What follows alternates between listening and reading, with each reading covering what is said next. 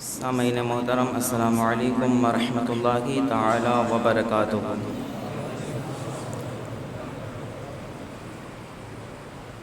الحمد لولیہ والصلاۃ علی ولیہ، اما بعد۔ اعوذ باللہ من الشیطان الرجیم، بسم اللہ الرحمن الرحیم۔ قال اللہ تبارک و تعالی فی القرآن المجید والفرقان الحمید: وَعَهِدْنَا إِبْرَاهِيمَ وَإِسْمَاعِيلَ أَن طَهِّرَ بَيْتِيَ لِلطَّائِفِينَ وَالْعَاكِفِينَ وَالرُّكَّعِ السُّجُودِ۔ آمنت باللہ صدق اللہ المولانا العظیم وصدق رسولہ النبی الکریم ونحن علی ذلک لمن الشاہدین والشاکرین والحمد للہ رب العالمین۔ عقیدت محبت کے ساتھ بارگاہ رسالت میں آپ صلی اللہ تعالیٰ علیہ وسلم میں درود پاک کا قیمتی غار پیش فرمائے۔ اللہ رب محمد صلی اللہ علیہ وسلم نقل بعد محمد صلی اللہ علیہ وسلم صلاۃ و سلام علیک یا رسول اللہ، صلاۃ و سلام علیک یا حبیب اللہ صلی اللہ تعالیٰ علیہ وسلم۔ نبی اور آل نبی کی محمد میں پھر بلند آواز سے درود پاک پیش فرمائے۔ اللہ رب محمد صلی اللہ علیہ وسلم نحن عباد محمد صلی اللہ علیہ وسلم صلاۃ و سلام علیک یا رسول اللہ صلی اللہ تعالیٰ علیہ وآلہ وسلم۔ سورہ بقرہ آیت نمبر 125 میں نے آپ کے سامنے تلاوت کی۔ خلاق کائنات مالک شخص جہاد ارشاد فرماتا ہے: وَعَهِدْنَا إِلَىٰ إِبْرَاهِيمَ وَإِسْمَاعِيلَ، اور ہم نے ابراہیم اور اسماعیل کو تاکید فرمائی، ان طَهِّرَ بَيْتِیَ، کہ وہ ہمارے گھروں کو خوب صاف ستھرا رکھے۔ وہ ہمارے گھر کو خوب صاف اور ستھرا رکھے۔ کس کے لیے؟ اللہ نے فرمایا للطائفین، طواف کرنے والوں کے لیے، اور فرمایا والعاکفین، اور اعتکاف کرنے والوں کے لیے، والرکع السجود، اور رکوع اور سجود کرنے والوں کے لیے۔ اللہ نے فرمایا مسجد حرام کو، خانہ کعبہ کو صاف ستھرا رکھنے کا اللہ نے حضرت ابراہیم اور حضرت اسماعیل علیہ السلام کو حکم فرمایا، تاکید فرمائی، ہمارے گھر کو خوب صاف ستھرا رکھو، اس لیے کہ اس میں لوگ رکوع اور سجدہ بھی کرتے گئے، نماز بھی ادا کرتے گئے، اور جب رمضان کا مہینہ آتا گئے یا ایسے ہی لوگ اس مقدس سرزمین پر، اس مقدس جگہ پر اعتکاف بھی کیا کرتے گئے۔ یہ آیت آج یا کل میں نہیں نازل ہوئی، آیت کو نازل ہوئے، قرآن کو نازل ہوئے 1400 سال سے زائد ہو گئے۔ اس آیت میں اعتکاف کرنے والوں کا ذکر، اس سے سمجھ میں آیا کہ اعتکاف ابھی کی عبادت نہیں ہے، بلکہ پہلے سے یہ عبادت ہوتی چلی آ رہی ہے، پہلے سے یہ عبادت ہوتی چلی آ رہی ہے۔ ہاں، پہلے کے لوگوں کے طریقے الگ تھے اعتکاف کرنے کے، جیسا کہ کتابوں کے اندر مذکور ہے کہ پہلے کے لوگ کیا کرتے ہیں کہ اللہ تعالیٰ کا قرب حاصل کرنے کے لیے دور و دراز اپنے گھر بار کو، اہل و عیال کو، عزیز و اقارب کو چھوڑ چھاڑ کے جنگل و بیابان صحرا میں چلے جاتے ہیں اور وہاں جا کے عبادت کرتے ہیں، تاکہ کوئی پریشان نہ کرے، کوئی آئے نہ، کسی پر نظر نہ پڑے، کوئی کسی کے ساتھ کوئی معاملہ ہمارا نہ ہو جائے، اس لیے دور و دراز چلے جاتے ہیں۔ لیکن اللہ نے حضور کے صدقے میں امت محمدیہ پر یہ کرم فرمایا۔ اولیاء اللہ کا، صوفیہ کا معاملہ ریاضات کے لیے اور عبادات کے لیے وہ الگ ہے، لیکن اللہ تعالیٰ نے حضور کے صدقے میں امت محمدیہ پر یہ کرم فرمایا کہ تمہیں اللہ کا قرب حاصل کرنے کے لیے جنگل و بیابان میں جانے کی ضرورت نہیں ہے، اپنے عزیز و اقارب رشتہ داروں کو چھوڑنے کی ضرورت نہیں ہے۔ اگر تم اللہ کا قرب حاصل کرنا چاہتے ہو تو مسجدوں کے اندر اعتکاف کر لو، تمہیں اللہ اپنا قرب عطا فرمائے گا، اللہ اپنا قرب عطا فرمائے گا۔ یہ اللہ نے حضور کے صدقے میں امت محمدیہ پر کرم فرمایا۔ تو یہ اعتکاف پہلے سے ہوتا چلا آ رہا ہے۔ اب ذرا دیکھیں وہ کیا اب ایک دو دن کے بعد اعتکاف کے اندر بھی بیٹھنا ہے نا، بیٹھنے والے الحمدللہ بیٹھیں گے۔ تو اب ذرا غور سے بات کو سماعت کیجئے گا۔ اعتکاف میں بیٹھنے والوں کو اللہ نے کیسے انعام سے نوازا، اور اعتکاف میں جو بیٹھتا ہے اللہ تبارک و تعالیٰ اسے کیسے انعام سے مالا مال فرماتا ہے۔ دیکھیے اعتکاف 3 طرح کا ہوتا ہے۔ کتنے طرح کا؟ ایک اعتکاف واجب بھی ہوتا ہے، ایک اعتکاف سنت مؤکدہ علی الکفایہ ہوتا ہے، اور ایک اعتکاف نفلی اعتکاف ہوتا ہے۔ واجب اعتکاف کا مطلب یہ ہوتا ہے کہ اگر کسی نے منت مان لی کہ میرا فلاں کام ہو جائے گا تو میں 10 دن کا، 5 دن کا، 15 دن کا، 20 دن کا، جتنے دن وہ چاہے، منت مان لے کہ میں اتنے دن اعتکاف کروں گا، وہ کام اس کا ہو گیا، اب اس کو اعتکاف کرنا واجب ہے۔ اس کو اعتکاف کرنا کیا ہے؟ یہ اسے اعتکاف واجب کہتے گئے، اور اس میں روزے رکھنا بھی شرط ہے گئے۔ اور سنت مؤکدہ علی الکفایہ، یہ اعتکاف رمضان کے آخری 10 دنوں کا اعتکاف ہے۔ یہ رمضان کے آخری 10 دن جو اعتکاف کیا جاتا ہے اسے سنت مؤکدہ کہتے گئے۔ یہ اعتکاف کرنا ہمارے آقا کریم صلی اللہ علیہ وسلم کی کیا گئے؟ سنت کریم آگے۔ یہ اعتکاف سنت ہے، اس میں بھی روزے رکھنا ضروری ہے۔ اور یہ ایک اعتکاف نفل اعتکاف ہے، اور یہ اعتکاف ایسا اعتکاف ہے ہر کوئی کر سکتا ہے، ہر کوئی کر سکتا ہے، ہر وقت جب چاہے کرنا چاہے کر سکتا ہے۔ اعتکاف نفل یہ ہے کہ بندہ جب بھی مسجد میں آئے اعتکاف کی نیت کر کے آئے، جب بھی مسجد میں آئے تو کیا آئے؟ اعتکاف کی نیت کر کے آئے۔ اور اعتکاف کی نیت کون سی کرنی ہے؟ امام اہل سنت نے فرمایا اسے یوں پڑھنا ہے، نویت سنت الاعتکاف للہ تعالی۔ یہ پڑھ کے مسجد میں آئے تو جب تک وہ مسجد میں بیٹھا رہے گا، ذکر و اذکار کرتا رہے گا، تب تک اللہ تعالیٰ اسے اعتکاف کرنے کا ثواب عطا فرمائے گا۔ یہ 3 طرح کا اعتکاف ہوتا ہے۔ لیکن احادیث میں اعتکاف کرنے والوں کی شان اللہ نے کیسے بیان فرمایا، حضور صلی اللہ علیہ وسلم نے کیسے بیان فرمائے، غور سے سنیے گا۔ اگر کوئی صرف 1 دن کا اعتکاف کرے، کتنے دن کا؟ حالانکہ سنت 10 دن، جو سنت موقعہ ہے وہ تو رمضان کے آخری 10 دن ہے، لیکن اگر کوئی 10 دن نہ کرے، صرف اونلی کتنا؟ 1 دن اعتکاف کرے۔ حدیث پاک میں اللہ کے رسول صلی اللہ علیہ وسلم نے کیا ارشاد فرمائے، سنیے۔ حضور صلی اللہ علیہ وسلم نے فرمایا کہ من اعتکف یوما ابتغاء وجہ اللہ، حضور صلی اللہ علیہ وسلم نے فرمایا اگر کسی نے اللہ کی رضا کے لیے صرف 1 دن کا اعتکاف کیا، کتنے دن کا؟ صرف 1 دن کا اعتکاف کیا، تو اللہ کے رسول فرماتے ہیں کہ جعل بینہ و بین النار 3 خنادق ابعد من بین الخافقین، او کما قال رسول صلی اللہ علیہ وسلم۔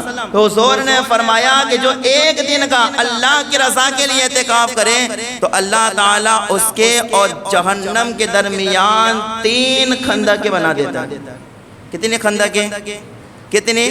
اس کے اور جہنم کے درمیان 3 خندقیں بنا دیتا ہے۔ اور حضور نے فرمایا 1 خندق کتنی لمبی اور چوڑی ہوگی؟ حضور نے فرمایا جتنا زمین اور آسمان کے درمیان فاصلہ ہے اتنی 1 خندق لمبی اور چوڑی ہوگی۔ ایسے اللہ 3 خندقیں بنا دے گا اس کے لیے جو صرف 1 دن کا اعتکاف کرتا ہے۔ ذرا سوچے جو 1 دن کا اعتکاف کرے اس کی یہ شان ہے، تو جو حضور کی سنت ادا کرنے کے لیے 10 دن کا اعتکاف کرے اللہ کتنی شان عطا فرمائے گا۔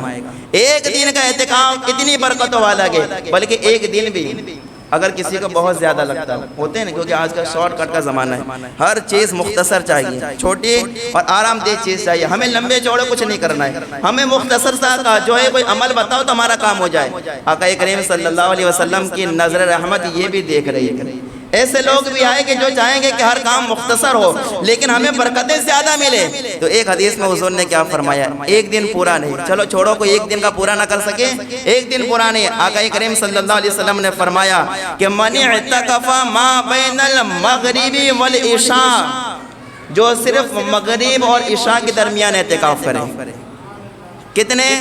مغرب سے لے کر جو مغرب، اللہ اکبر، مغرب اور عشاء کے درمیان کا اعتکاف کرے، لیکن حضور نے فرمایا ایک شرط ہے، فی مسجد جماعہ، مسجد جماعت میں، یعنی جہاں امام اور مؤذن مقرر ہو، جہاں جماعت سے نماز ادا ہوتی ہو، اگر اس مسجد کے اندر اگر کوئی مغرب اور عشاء کے درمیان کا اعتکاف کر لے تو حضور نے فرمایا لم یتکلم الا بالصلاۃ والقرآن، لیکن اتنا اعتکاف میں بیٹھے صرف مغرب اور عشاء کے درمیان، تو صرف گپن بازی نہ کریں، صرف جو کہ اللہ کے اوپر فالتو باتیں اور جو کہ غلط باتیں نہ کرے، بلکہ جب اتنا وقفہ اعتکاف میں بیٹھے اور اتنا درمیان صرف یا تو نفل نماز پڑھیں یا تو قرآن پڑھیں، یا تو نفل نماز پڑھیں یا تو قرآن، صرف اتنا اعتکاف، اور اتنے اعتکاف میں اتنا پڑھتا رہا تو اللہ کے رسول صلی اللہ علیہ وسلم فرماتے گے کان حقا علی اللہ ان یبنی لہو کسرا فی الجنہ، او کما قال رسول صلی اللہ علیہ وسلم، حضور نے فرمایا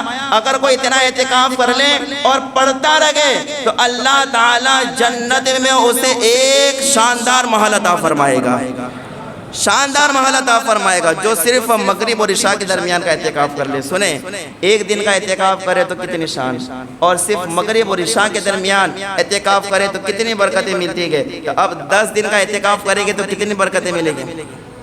10 دن کا اعتکاف کرے تو کتنی برکتیں ملے گی معلوم ہے؟ اب آپ ذرا اپنی لبوں کو حرکت دے کر ذرا کچھ بولنا۔ اگر میں 10 دن کے اعتکاف کی آپ کے درمیان فضیلت بیان کرتا ہوں، اور یہ حدیث سنانے والے کوئی اور نہیں بلکہ مولا علی کے شہزادے سید الشہداء امام حسین علی مقام گئے۔ امام حسین فرماتے ہیں کہ میں نے نبی پاک صلی اللہ علیہ وسلم کو فرماتے ہوئے سنا، اپنے ایک دن کا سنا، مغرب اور عشاء کے درمیان کا سنا، اب 10 دن کا سنیے گا خالی۔ امام حسین فرماتے ہیں کہ میں نے اپنے نانا کو نبی پاک صلی اللہ علیہ وسلم کو فرماتے ہوئے سنا، کیا کہ من اعتکف عشرا فی رمضان کانا کالحجتین وعمرتین۔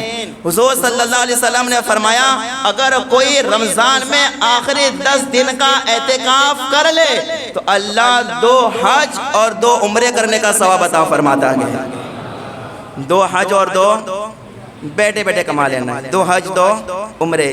یہ اعتکاف کرنے والوں کی فضیلت حدیث میں بھی آئی ہے اور قرآن کی آیت بھی میں نے آپ کے سامنے تلاوت کی۔ لیکن ایک بات میں آپ کے سامنے عرض کرتا ہوں، یہ تو اعتکاف کی فضائل اپنی جگہ بالکل مضبوط ہے اور حق ہے، اس میں کوئی شک نہیں ہے، اعتکاف کرنے والوں کو یہ فضیلت ملتی ہے۔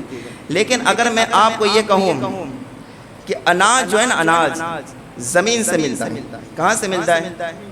زمین سے ملتا ہے۔ اب کسی نے میری یہ بات سن لی اور اس نے 2 بیگھے زمین رکھ لی، اور 2 بیگھے زمین رکھنے کے بعد پاؤں رکھ کے اپنے گھر میں بیٹھا رہا، سال گزر گیا، 2 سال گزر گئے، لوگوں نے کہا کہ کیوں بھائی تو ایسا بیٹھا رہتا ہے، گھومتا رہتا ہے، تو کھیتی باڑی نہیں کرتا؟ کہا نہیں میں نے سنا ہے کہ جو ہے اناج زمین سے ملتا ہے، میں نے 2 بیگھے زمین لے کے رکھی ہے کہ مجھے اناج مل جانا چاہیے، مجھے اناج مل جانا چاہیے۔ اب کوئی جب یہ بات سنے گا تو کیا کہا، ارے بے وقوف، تجھے اتنی بات سمجھ میں نہیں آئے کہ اناج تو زمین سے ہی ملتا ہے لیکن اس کے لیے محنت کرنا پڑے گی، یعنی اناج تو زمین ہی سے ملے گا، لیکن زمین سے اس وقت ملے گا جب تو اناج نکالنے والی چیزیں زمین میں ڈالے گا، جب تو بیج بوئے گا اور جب تو محنت کرے گا، پانی پلائے گا، جو چیزیں اس کی ضرورت کی گئی اسے پوری کرے گا، تب جا کے اناج ملے گا۔ ورنہ صرف زمین خود بخود تھوڑی اناج تجھے دے دے گی، اناج تھوڑی خود بخود دے دے گی، زمین سے اناج تو ملتا ہی ملتا ہے، لیکن اس کے لیے محنت کرنا کیا گئے، ضروری ہے۔ اب بلا مثال سمجھے، اعتکاف کے فضائل اپنی جگہ ہے، لیکن اعتکاف کی فضیلت پانے کے لیے اپنے آپ کو اس کے لیے تیار کرنا بہت ضروری ہے۔ اعتکاف کے فضائل پانے کے لیے، اعتکاف کی برکتیں پانے کے لیے اپنے آپ کو اعتکاف کے لائق بنانا بہت ضروری ہے۔ کہ ہر ایرا گیرا اٹھ کے یہ کہنے لگے نہیں جی ہم تو جو ہے 2 حج اور 2 عمرے کے ثواب پائیں گے، ارے جناب 2 حج 2 عمرے کے ثواب پانا تو بہت دور کی بات ہے، جب تک بیٹھے گا گناہ ملے گا اگر اعتکاف کے لائق اپنے آپ کو نہیں بنائے، اگر اعتکاف کے لائق اپنے آپ کو نہیں بنائے تو گناہ ملے گا۔ اب اعتکاف میں کن چیزوں کی ضرورت ہوتی ہے؟ اعتکاف آج کل ایک رسم بن گیا، ایک رواج بن گیا، بیٹھو بس اعتکاف میں صرف بیٹھو، ایک رسم و ایک رواج بن گیا اعتکاف میں بیٹھنے کا۔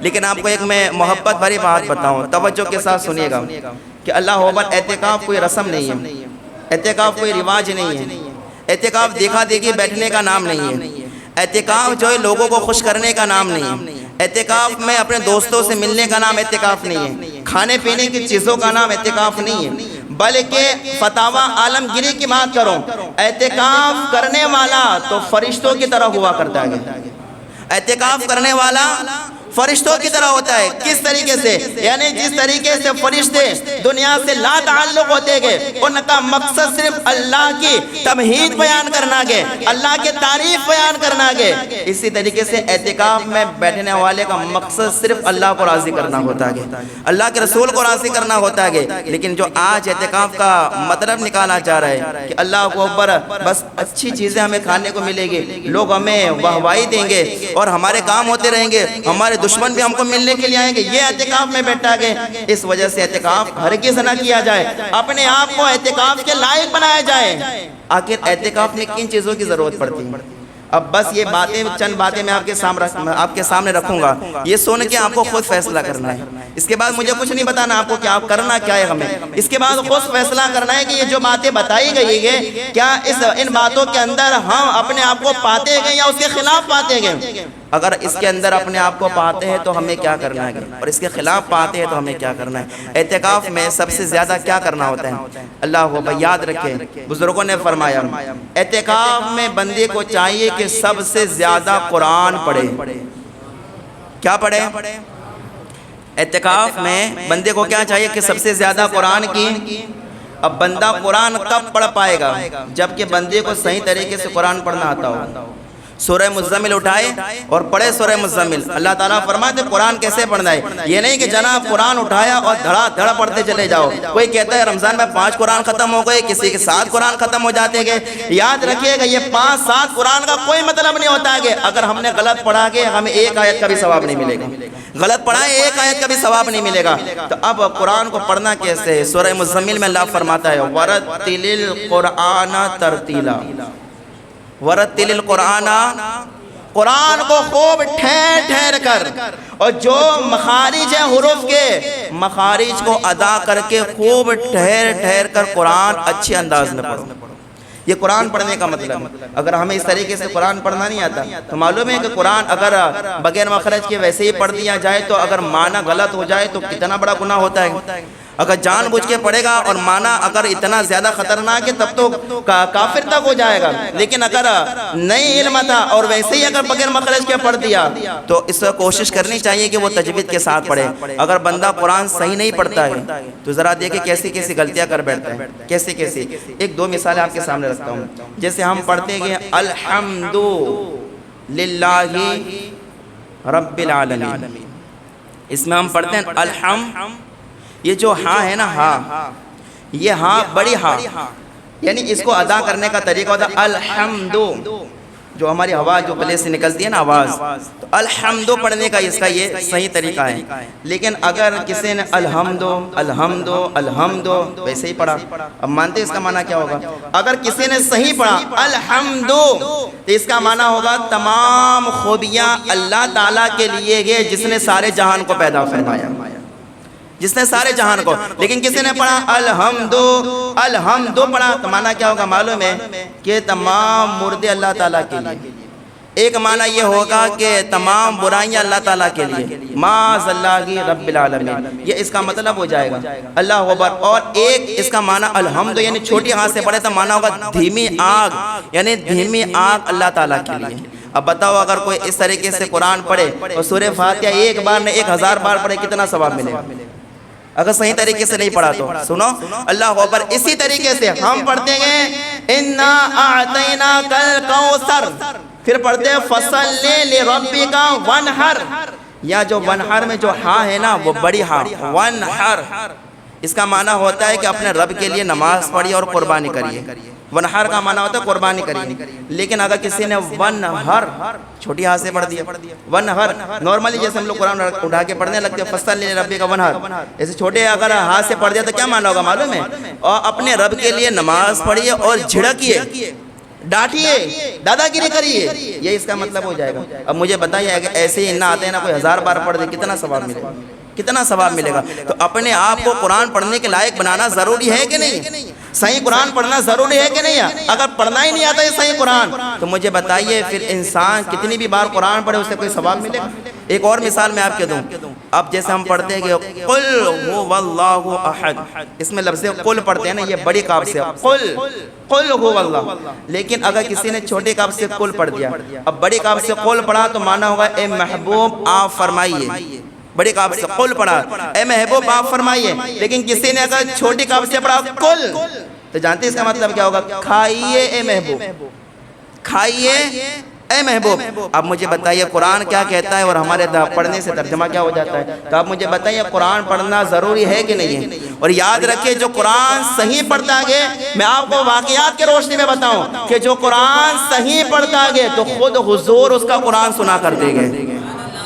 یہ بات بڑی توجہ والی ہے کہ اگر انسان جو ہے قرآن صحیح پڑھتا گے اور اچھے انداز میں پڑھتا گے تو خود حضور اس کا قرآن سنتے ہیں. خود حضور سیدنا شیخ عبدالحق محدث دہلوی علیہ رحمت و رضوان، تو وہ دلی کے جامع مسجد میں امامت بھی کرتے تھے اور محقق علی الاطلاق، بہت بڑے اللہ کے ولی ہیں، بہت بڑے محدث ہیں، مفکر ہیں. تو ایک بار فجر کی بالکل ٹھنڈے کا موسم تھا، فجر کی نماز کے لیے سارے نمازی آئے ہوتے بیٹھے تھے. اتنے میں ایک بزرگ آتے ہیں سفید چہرے والے اور نہایت حسین و جمیل بزرگ آتے گئے اور کہتے ہیں کہ عبدالحق محدث دہلوی آئے ہیں. عبدالحق آیا ہے کہ نہیں آیا؟ تو لوگ نمازی چہرہ دیکھتے وہ اتنا حسین چہرہ، آج تک ہم نے ایسا دیکھا ہی نہیں کسی کو دلی میں، یہ اتنا حسین چہرہ کون ہے؟ تو نمازیوں نے پوچھا تم کون ہو؟ کہا میں حضور کا صحابی حضرت ابو ہریرہ ہوں. کیا کہا؟ میں حضور کا صحابی ابو ہریرہ ہو. کہا تم کیوں آئے ہو؟ کہا مجھے حضور نے بھیجا ہے کہ جاؤ دیکھ کے آؤ عبدالحق آیا کہ نہیں آیا. آیا ہو تو میں جاؤں، اس لیے کہ وہ قرآن بہت اچھا پڑھتا ہے، میں قرآن سننے کے لیے جاؤں گا. یعنی اگر بندہ قرآن اچھے طریقے سے پڑھے تو خود حضور اس کا قرآن سنتے گے. اور جو ایسے ہی پڑھتا رہے، اب مجھے بتائیے پھر کیا فائدہ ہوگا؟ کہ اعتکاف میں بیٹھنے والا سب سے پہلے تو اسے یہ چاہیے قرآن کی تلاوت کرے. اگر قرآن صحیح طریقے سے پڑھنا نہیں آتا آگے اور پھر 10 دن کا نہیں پورے مہینے کا اعتکاف کر لے اور غلط قرآن پڑھتا رہے، بتائیے کیا ثواب ملے گا؟ یہ بجائے نامہ اعمال میں نیکیوں کے گناہ لکھے جائیں گے کہ نہیں؟ سیکھتے بھی نہیں. ہاں اگر سیکھتے میں اگر غلط پڑھ دیتا ہے تو معاف ہو جاتے ہیں کہ بھائی ابھی سیکھ رہا ہے، لیکن سیکھنا بھی نہیں. 11 مہینے پورے گھومتے رہتے گئے، ہر جگہ گھومتے رہتے گئے اور رمضان کے مہینے میں بھی 20 دن تک کسی کے پاس پڑھنے نہیں بیٹھتے اور 10 دنوں کے اندر پھر یہ سوچتے ہیں کہ ہم جو ہے اب ایک قرآن ختم کر دیں گے، 2 قرآن ختم کر دیں گے. بتائیے آپ غلط قرآن پڑھنے سے کوئی ثواب ملتا ہے؟ کبھی ملتا ہے؟ اس لیے یاد رکھنا تجوید سے قرآن پڑھنا کیا ہے، بہت ضروری ہے. تو اعتکاف میں سب سے پہلے ہی قرآن شریف کی تلاوت کی جاتی ہے. دوسرا اعتکاف میں کیا ہوتا ہے؟ اعتکاف میں کھانا نہیں ہوتا ہے. بھائی یہ بات یہ بھول ہی جائیے گا کہ اعتکاف میں کھانا ہوتا ہے. ہاں کھانا ملتا ہے، اللہ کی نعمت ہے، الگ بات ہے، لیکن کھانے کے لیے ہی اعتکاف یہ نہیں. اعتکاف حضور نے کیوں فرمایا؟ کیوں فرمایا حضور نے اعتکاف؟ آخر کوئی تو حکمت ہوگی اعتکاف کرنے میں. حضور نے اعتکاف شب قدر کو تلاش کرنے کے لیے فرمایا تھا. شب قدر کو تلاش کرنے کے لیے فرمایا تھا حضور نے اعتکاف. حضور نے فرمایا کہ آخری 10 دن کا اعتکاف کرو اور اس کی تاک راتوں میں، یعنی 21 ہے، 23 ہے، 25 ہے، 27 ہے، 29 ہے، ان راتوں میں شب قدر کو تلاش کرو. گویا 10 دن کا اعتکاف کرتا گے تو اسے شب قدر مل جاتی ہے، اور جسے شب قدر مل جائے عبادت کر لے. تو قرآن کہتا ہے لیلۃ القدر خیر من الف شہر. اگر کسی کو شب قدر مل جائے اور عبادت کر لے، اللہ 1000 مہینوں سے بھی زیادہ اسے عبادت کا ثواب عطا فرماتا ہے. تو حضور نے تو یہ رات تلاش کرنے کے لیے اعتکاف فرمایا تھا، لیکن بندہ اس رات کی تلاش کے اندر بس بغیر محنت کے بس ایسے ہی سوچے نہیں بیٹھیں گے ہمیں 2 حج اور 2 عمرے مل جائیں گے، نہیں، ہرگز نہیں. اس کے لیے ضروری ہے کہ بندہ اس کے لیے اپنے آپ کو کیا کرے، تیار کرے. اسی طریقے سے اعتکاف میں نماز ہوتی ہے. کیا ہوتی ہے؟ چاشت پڑھنا پڑتی ہے، اشراق پڑھنا پڑتی ہے، اوابین پڑھنا پڑتی ہے. اسی طرح تہجد کی نماز پڑھنا پڑتی ہے، اور اسی طرح 5 وقتہ نماز ہوتی ہے، تراویح بھی پڑھنا پڑتی ہے، سب ہوتی ہے نمازیں. تو یہ تو اعتکاف میں نمازوں کی پابندی ہوتی ہے. اب مان لو کہ نماز کے لیے ضروری کیا ہے، صرف ایک بات نماز کی شرطوں میں سے آپ کے سامنے رکھتا ہوں، اور پھر اس جو ہے بیان کو سامنے رکھتے ہوئے اپنا فیصلہ کرنا، کیا میں اس لائق ہوں کہ میں اللہ تعالیٰ کو راضی کرنے کے لیے اعتکاف کروں. اب ذرا غور سے سنیے گا. نماز کی سب سے پہلی بات تو یہ ہے کہ بندے کا طہارت والا ہونا ضروری ہے. کیا ہونا ضروری ہے؟ طہارت ضروری ہے، طہارت شرط ہے نماز کے لیے۔ طہارت کا مطلب کیا ہوتا ہے؟ نمازی کے بدن کا اور اس کے کپڑوں کا پاک ہونا اور اس کی جگہ کا پاک ہونا جہاں وہ نماز پڑھتے ہیں۔ اب مسجد ہے تو جگہ کے پاک ہونے کا کوئی مطلب ہی نہیں، جگہ تو پاک ہی ہوگی، لیکن بدن کا اور کپڑوں کا پاک ہونا ضروری ہے۔ اب آپ مجھے بتائیے کہ کیا ہمیں جو کپڑے پہن کے سوتے گئے یہ کپڑے ناپاک ہوتے کہ نہیں ہوتے؟ احتلام کی وجہ سے ہوتے کہ نہیں ناپاک ہوتے گئے؟ پھر کیا وہ کپڑوں کا آپ خود دھوتے ہیں؟ جو دھوتے ہیں ان کے مبارکباد، بیوی کو دے دیتے دھونے کے لیے، عورت کو دے دیتے ہیں۔ اب عورت جیسے نارمل دوسرے کپڑے دھوتی گئی یہ بھی دھو ڈالتی ہے۔ اب وہ کپڑا پاک ہوا کہ ناپاک؟ ناپاک ہی رہا، کیونکہ جو ناپاک کپڑا ہے اس کو دھونے کا شریعت نے پورا طریقہ بتایا۔ اب وہی کپڑے پہن کے بندہ جو ہے نمازیں پڑھتا رہے، 10 کیا پورے سال کا اعتکاف کرے، بتاؤ کیا ثواب ملے گا جب بدن ہی اس کا ناپاک ہے۔ اسی طرح بندے کے اوپر غسل بھی فرض ہوتا ہے منی نکلنے پر یا اور چیزوں سے، تو بتائیے اگر غسل فرض ہے، اس نے غسل کس طریقے سے کیا؟ غسل فرض تھا تو اسے صحیح طریقہ یاد تھا کہ نہیں؟ اور ویسے ہی جیسے وہ کسی نے بتایا تھا کہ بھائی غسل کے 3 فرض ہوتے گئے، ایک ہے جو ہے ڈول، چمبو اور رومال، اس طریقے سے اگر کوئی غسل کے فرض سمجھ کے اگر غسل کر لیتا ہے کیا غسل ہوگا اس کا؟ بتائیے اگر یہ ہمیں مسائل یاد نہیں ہے، اگر اعتکاف میں اسے ضرورت پڑ گئی تو، اگر اعتکاف میں نہانے کی حاجت ہو گئی تو، کپڑے ناپاک ہو گئے تو چلو گھر بھیج دیں گے، لیکن اگر بدن ناپاک ہو گیا تو کیا کیا جائے گا؟ کیا کیا جائے گا؟ کس طریقے سے پاکی حاصل کی جائے گی؟ بتاؤ اس کے لیے ہمیں یہ مسائل سیکھنا ضروری ہے کہ نہیں؟ بولو ہے کہ نہیں ضروری یہ مسائل؟ اگر اس کے لیے ہم اپنے آپ کو اس کے لیے تیاری نہ کریں اور ویسے ہی بیٹھنے کی کوشش کریں۔ اسی طرح نماز کا ایک فرض میں بتاؤں، نماز کا ایک فرض ہے قرات۔ کیا گیا بول کے بتاؤ یار، قرات کا معنی کیا تھا؟ مطلقاً نماز کے اندر قرآن شریف پڑھنا ضروری ہے، فرض ہے۔ نماز کے اندر قرآن کی تلاوت کیا ہے؟ سورہ فاتحہ پڑھنا واجب ہے۔ یا سورہ فاتحہ کے بعد اب دوسری سورت پڑھیں گے تو 3 آیتیں یا ایک بڑی آیت جو 3 کے برابر ہو اس کا پڑھنا ضروری ہے۔ اگر ہمیں قرآن شریف سے سورت یاد نہیں ہے، علم تر یاد نہیں، نیلافی یاد نہیں، یعنی جو تراویح میں سورتیں پڑھی جاتی ہیں یاد نہیں ہے، بتاؤ نماز پڑھے گا کس طریقے سے؟ پڑھے گا کس طریقے سے؟ نماز کے اندر تشہد ضروری ہے، بغیر تشہد کی نماز نہیں ہوگی۔ ہمیں اتحیات نہیں آتی، اگر ہمیں اتحیات نہیں آتی بتاؤ نماز ہوگی کیسے؟ بتاؤ کیسے ہوگی؟ وطر کے لیے ہم ہاتھ اٹھاتے دعائے قنوت پڑھتے گئے، ہم کہیں دعائے قنوت پڑھا جائے نہیں آئے گا دعائے قنوت، بتاؤ پھر ہمارے جو وطر کیسے ادا ہوگا؟ وطر کی نماز کیسے ہوگی؟ تو اب اس کے لیے کیا ہے؟ ضروری ہے کہ نہیں کہ ہم اپنے آپ کو اعتکاف کے لیے تیار کریں؟ بولو ضروری ہے کہ نہیں کہ اعتکاف کے لیے تیار کریں؟ اسی طریقے سے یاد رکھیں، نماز جب اعتکاف میں بیٹھیں گے تو تیسرا کام یہ ہوتا ہے مسجد کا ادب و احترام۔ مسجد کا ادب و احترام، اگر کوئی بغیر سوچے سمجھے، نہ کسی استاد سے اس نے کبھی مسجد کا ادب و احترام سنا، نہ جو کہ بڑے بڑے عالموں کی جو سنی صحیح العقیدہ گئے، نہ ان کی تقریریں سنتا گئے، نہ جو کہ کبھی کتابیں پڑھتا گئے، تو اسے مسجد کا ادب و احترام کا پتہ نہیں ہے۔ اب وہ اعتکاف میں بیٹھا ہے تو آپ مجھے بتائیے کہ وہ مسجد کا ادب و احترام کس طریقے سے کرے گا؟ مسجد میں دنیاوی باتیں کرنا حرام، اشد حرام ہے، دنیاوی باتیں کرنا۔ اب کوئی اعتکاف میں بیٹھا اور ایک فلاں دوست آ گیا، اب آیا تو اس نے پوچھ رہا یار میں تو 5 دن سے بیٹھا ہوں، ارے بتانا یار فلاں بھاگل میں کیا ہوا ہے؟ ارے بھائی میں نے سنا تھا کہ لڑائی ہوئی تھی، کس نے کس کو مارا؟ یہ باتیں ہو رہی ہیں۔ اب ادب اور احترام کا پتہ ہی نہیں ہوگا تو ساری ڈیٹیل نکالے گا اعتکاف میں بیٹھ کے۔ اب مجھے بتائیے مسجد کا ادب و احترام ضروری ہے کہ نہیں؟ ادب و احترام ضروری ہے کہ نہیں ہے؟ یقیناً ہے۔ اب مسجد کا ادب و احترام کس طریقے سے کیا جائے گا؟ اللہ اکبر، ہمارے بزرگان دین تو ایسے گزرے ہیں جنہوں نے مسجد کا ایسا ادب کیا ہے ایسا کوئی کر کے نہیں بتا سکتا، کوئی کر کے نہیں بتا سکتا۔ ہمارے بزرگان دین تو مسجد جو مسجد کے وضو خانے ہوتے تھے اپنے ہاتھوں سے صاف کرتے تھے ادب کے لیے کہ یہ مسجد کا وضو خانہ ہے، یہ مسجد کا وضو خانہ ہے، ایسے مسجد کے وضو خانوں کا ادب کر دیتے۔ ہمیں تو مسجد کا ادب و احترام کرنا ہے۔ اب مان لو اعتکاف میں بیٹھے گئے اور کسی کا جو ہے وضو ٹوٹ گیا، کیا کرے گا؟ کیا ڈائریکٹ ایسے باہر نکل جائے گا؟ ایسے ڈائریکٹ بھی نہیں نکل سکتا، تیمم کرنا پڑے گا۔ اب تیمم کس سے کرے گا؟ اس کے بھی مسائل اس کو یاد ہونے چاہیے، تیمم میں کیا کیا ضروری ہے وہ بھی تو یاد ہونا چاہیے۔ آپ مجھے بتائیے کہ اعتکاف میں بیٹھنے کے لیے یہ ساری باتیں سیکھنا ضروری ہے کہ نہیں؟ بولے فضیلت حاصل، فضیلت تو اپنی جگہ پر ہے یار، میں نے خود نے فضیلت بیان کی ہے، ملے گی، اللہ رحمان اور رحیم ہے۔ اور ایک عجیب لوگ بات کہتے ہیں، عجیب، اگر کسی سے کہا جائے پہلے تو تیار ہو کے پھر اعتکاف میں بیٹھنا تو عجیب حال ہے، کسی کی باپ کی مسجد ہے۔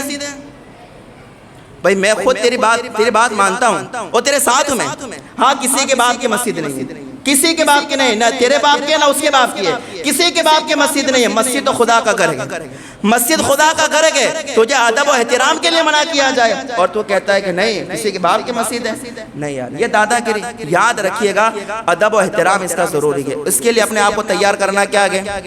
ہاں ضروری ہے بندہ اپنے آپ کو تیار کرے۔ اگر ہمیں یہ نہیں آتا، اب یہ کہیں گے یار یہ دیکھو عین موقع پر یہ ساری باتیں ہم کو بتائی، اگر پہلے روزے بتا دی ہوتی پہلی جمعہ کو تو ہم تیاری نہ کر لیتے، چلو یہ میری غلطی میں مان لیتا ہوں کہ میں نے پہلے جمعہ کو نہیں بتائی، لیکن اب تو بتائی نا، اب کوئی کہے کہ میں تو اس لائق ہی نہیں ہوں، جو آپ نے باتیں بتائی ہو تو میرے اندر پائی نہیں جاتی ہے، میں کیسے اعتکاف کروں؟ تو یاد رکھنا قرآن کہتا ہے لا تقنطوا من رحمت اللہ، اللہ کی رحمت سے مایوس مت ہو۔ اگر تو اس لائق ابھی نہیں ہے تو پھر اللہ کی بارگاہ میں عرض کر مولا ابھی اس لائق نہیں ہو کہ میں اعتکاف میں بیٹھ کے تجھے راضی کر سکو، لیکن مولا 1 سال تک میں محنت کروں گا، 1 سال تک محنت کروں گا اور آئندہ سال میں بیٹھوں گا اور آئندہ سال اعتکاف میں بیٹھ کے تجھے راضی کروں گا۔ اگر یہ نیت کر لے خدا نہ خواستہ اگر بیچ میں موت بھی ہو گئی تب بھی اللہ اسے اعتکاف کا ثواب عطا فرمائے گا۔ اللہ کی رحمت سے مایوس نہ ہو، یہ نہ سمجھے کہ یہ سال میں نہیں بیٹھ سکتا، مجھے نہیں آتا تو پھر میرا اعتکاف نہیں، تو نیت کر لے، تیرے نیت ہے نا، سیکھ لے، تو کہے کہ نہیں میں قرآن صحیح پڑھنا سیکھ لوں گا، میں نماز صحیح پڑھنا سیکھ لوں گا، وضو غسل کے مسائل سیکھ لوں گا، آئندہ سال 10 دن کا نہیں 20 دن کا کر۔ اگر تو 20 دن کا کہتا ہے میں کہتا ہوں مہینے کا کر، کسی کے باپ کی مسجد نہیں ہے جو تجھے روک سکے، لیکن یہ ہے کہ اگر تجھے منع کیا جائے تو مسجد کے ادب و احترام کے لیے کیا جاتا ہے، اس لیے بندہ اعتکاف کے لیے اپنے آپ کو کیا کرے؟ بولو کیا کریں؟ تیار کریں۔ یہ باتیں میں نے آپ کے سامنے اس لیے رکھی کہ ایک عالم ہونے کی حیثیت سے، کیونکہ آج یہ اپنی مسجد کی بات نہیں کر رہا ہوں، یہ کوئی یہ نہ سمجھے کہ بھائی آپ نے جو ہے مسجد میں تو یہاں اعتکاف ہوتا ہے، آپ یہاں کی امام ہے، ہم لوگ ہی بیٹھے تھے، آپ کس کو سنا رہے تھے؟ نہیں سنا کس کو نہیں رہا تھا، یہ میرے موبائل میں ریکارڈنگ بھی ہوتا ہے، اس کو بعد میں اپنے چینل میں ڈالوں گا، باہر کے لوگ بھی سنیں گے، کئی لوگ سنتے تو بھی سنیں گے کہ نہیں اعتکاف کے لیے کیا کیا ضروری ہے۔ تو یہ باتیں پھیلانے کے لیے میں نے آپ کے سامنے عرض کی گئی کہ اعتکاف کے لیے اپنے آپ کو بالکل تیار کریں۔ ہاں اگر کسی مسجد میں کوئی امام ہے، عالم ہے، قاری ہے جو سکھاتا ہے سب تو پھر بیٹھ سکتے ہیں۔ کوئی سکھاتا ہے کہ نہیں میں قرآن پڑھنا سکھاؤں گا، نہیں میں جو ہے اسے علم دین سکھاؤں گا، مسئلے مسائل سکھاؤں گا، تب تو ہے، لیکن اگر کسی جگہ ایسا انتظام نہ ہو لیکن یہاں وہ ٹھیک وقت نہ دے پاتا ہو تو پھر اپنے آپ کو کسی اچھی عالم کی صحبت میں رہ کر آپ جو ہے پہلے اپنے آپ کو کمپلیٹ تیار کیجئے اور آئندہ سال کے لیے تیار ہو جائیے۔ اور اگر کوئی اعتکاف کرنا چاہے یقیناً کر سکتا ہے، کوئی منع نہیں ہے، لیکن یہ اعتکاف کرنے کے لیے اپنے آپ کو تیار کرنا کیا ہے؟ ضروری ہے۔ یہ چند باتیں میں نے آپ کے سامنے رکھی، بس ان باتوں کو سامنے رکھتے ہوئے آپ کو فیصلہ کرنا ہے کہ آپ کو کیا کرنا ہے۔ میرے ہاتھ میں تو کوئی طاقت تھوڑی ہے، نہ میں مسجد کا متولی ہو، نہ سیکریٹری ہو، نہ کچھ بھی نہیں، میں تو امام ہوں۔ امام کو تو کیسا ہے کہ بھائی نکل تو پھر نکلنا پڑتا ہے، دادا گیری کا زمانہ ہے، بھائی نکلو 10-15 آدمی ایک ساتھ جمع ہو گئے تو پھر نکلنا پڑے گا یار، یہ تو امام کا حال ہوتا ہے۔ لیکن اللہ ہو بھائی یاد رکھے میں کسی کو منع تو نہیں کر سکتا کہ بھائی نہیں یہ نہیں بیٹھے گا، یہ نہیں بیٹھے گا، یہ نہیں بیٹھے گا، یہ باتیں رکھ دی۔ ان باتوں کو سامنے رکھتے ہوئے خود سوچے کہ میں رب کی بارگاہ میں مجھے حاضر ہونا ہے۔ مولا علی رضی اللہ تعالیٰ عنہ جو ہے نماز کے لیے جب کھڑے ہوتے تھے تو کانپ جاتے تھے، چہرہ پیلا پڑ جاتا تھا، لوگ کہتے شیر خدا اتنے ڈرتے کیوں؟ کہا تجھے پتا نہیں کس کی بارگاہ میں حاضر ہونے کے لیے جا رہا ہوں، یہ اللہ اوپر اللہ والوں کا ڈر تھا۔ تو ہمیں جب اللہ کی بارگاہ میں حاضر ہونا ہے اس خوف کے ساتھ ہونا ہے۔ یہ چند بات اس لیے اللہ تعالیٰ ہم سب کو اس پر عمل کرنے کی توفیق عطا فرمائے، بولنے سننے میں کوئی غلطی اللہ تعالیٰ اپنے فضل سے معاف فرمائے۔ استغفر اللہ رب من کل ذنب و اتوب الیہ۔ ایک اعلان